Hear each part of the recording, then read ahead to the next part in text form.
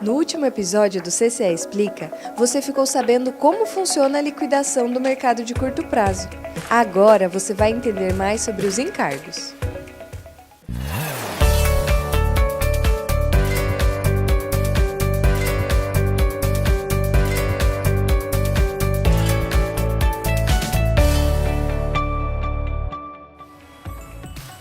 Quando a gente escuta a palavra encargo, a primeira coisa que vem à mente são os impostos, taxas e tarifas que temos que pagar, não é? Mas o nosso assunto aqui não tem nada a ver com isso. Os encargos no setor elétrico são uma espécie de ressarcimento que os geradores recebem quando eles precisam investir em algo que foi solicitado por outra parte. Quem nunca ofereceu ou pediu uma carona?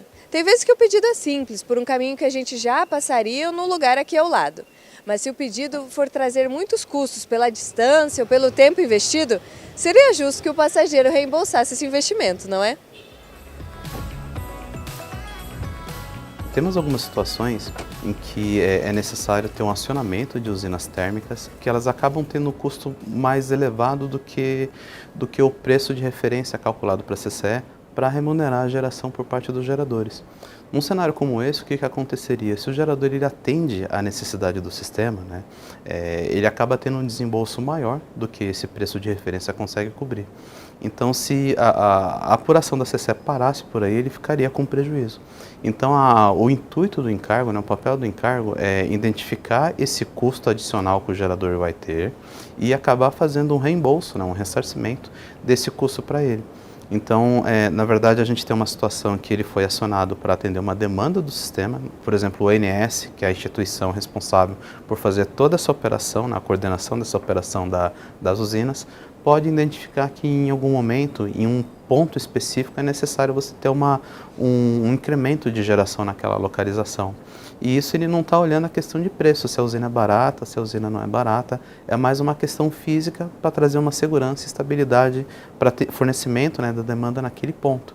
E aí, nesse caso, você tem que acionar a usina, em contrapartida, o gerador ele recebe essa compensação financeira pelo custo do combustível a mais, é o mesmo raciocínio que a gente teve aí no exemplo, e então a gente tem a situação que a gente poderia, né, ter a ocorrência desse encargo. E tem outras situações também, por exemplo, uma questão estratégica, de uma conjuntura que é necessário poupar água nos reservatórios, você acaba tendo também, por exemplo, pode ser interessante acionar usinas térmicas para providenciar isso, né? E aí você também teria um custo a mais, um custo adicional, que vai ser reembolsado ao gerador. E aí são dois exemplos, tá? Assim, até colocando aqui, mas a gente tem dois exemplos disso, que é o encargo por restrição de operação e o encargo de segurança energética, que se encaixa perfeitamente nesse exemplo aí. Olhando lá na regra, a gente vai achar isso direitinho lá. Obras. No nosso dia a dia também passamos por isso. Se alugarmos uma casa, dependendo do tipo de obra necessária para habitar o imóvel, é o proprietário quem arcará com os custos. Isso é previsto em contrato e é fundamental para o bom relacionamento entre as partes. E no setor elétrico, como isso funciona? Tem algumas situações, alguns tipos de encargos que envolvem essa prestação de serviço, que o gerador ele precisa fazer o quê? Ele precisa comprar um equipamento, ele precisa fazer algumas obras, ele precisa depois fazer o quê? Uma operação e manutenção, né, desse tipo de serviço que ele vai ter que fazer. Então isso gera um custo para esse gerador. Geralmente esse tipo de encargo, vamos dizer, a gente não consegue medir. É algo que o gerador ele vai ter um custo, aí entra outra instituição, né, que acaba sendo a agência reguladora, a ANEEL, que vai reconhecer esses custos, que vai homologar esses custos, e ela que vai emitir um comando para a CCE falando, olha, o gerador ele teve que comprar equipamentos, ele teve que fazer umas reformas ali, e aí com base nisso a CCE vai ser autorizada a pagar esses encargos ali para aquele gerador, tá? Para o gerador ele receber encargos, ele tem que ter um contrato com o ONS. Esse contrato prevê ali algumas obrigações, alguns direitos.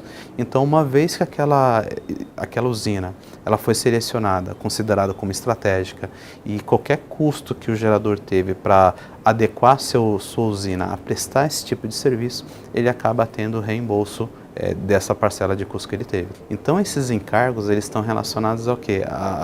Visando manter, né, o fornecimento de energia. Quem paga essa conta acaba sendo os consumidores, que qual que é a premissa desses encargos? É para manter um sistema apto e funcionando para atender a demanda de energia no país.